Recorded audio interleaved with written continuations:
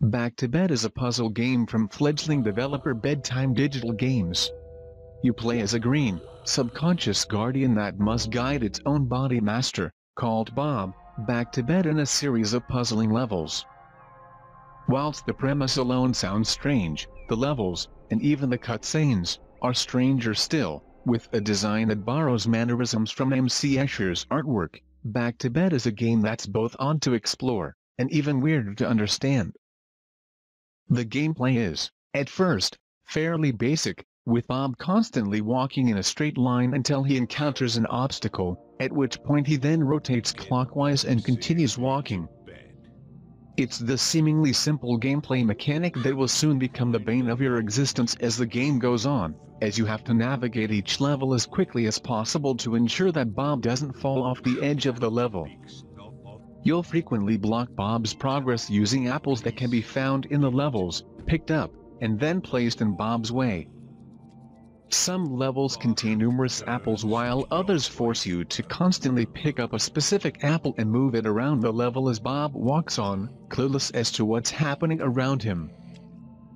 Eventually you'll come across a second item that you can use to carefully manipulate Bob's progress through a level, a fish. The fish can act as a bridge across part of the stage, so that it's now not only the stage you have to concern yourself with, but the gaps in between too. New enemies are encountered as the game progresses, ramping up the difficulty level. Enemies in Back to Bed make it their job to wake Bob up, and include objects like alarm clocks and creatures like wolves. Each enemy type follows its own set pattern which you'll need to learn so that you can start adapting your tactics, moving Bob through levels so that he doesn't run into them. Back to Bed's control scheme on iOS and Android can take a while to get used to.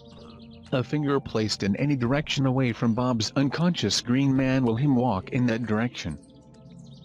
Whilst this sounds perfectly fine in theory, in reality climbing up walls using stairs and trying to precisely place apples in Bob's way whilst you don't have much time to act is not an easy task. This shouldn't be an issue for Steam users, but it is definitely worth noting if you intend to purchase the game on an iOS or Android platform. The art style and audio design in Back to Bed is both creepy and enticing.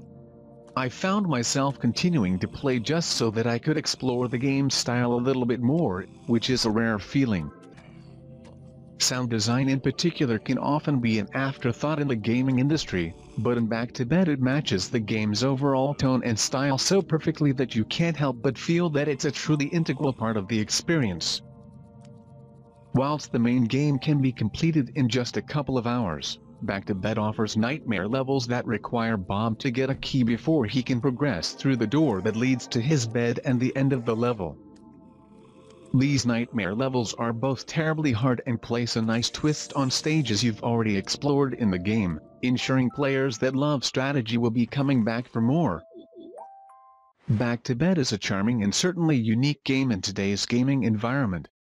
Parallels to Monument Valley are always going to happen when a game takes on an art style like this. But the strategy involved in manipulating a character that you have no direct control over is a great hook which should keep puzzle fans enticed and entertained. I enjoyed my time with Back to Bed, and would recommend it to anyone who played and was enthralled by Monument Valley. You may well be in for a pleasant surprise.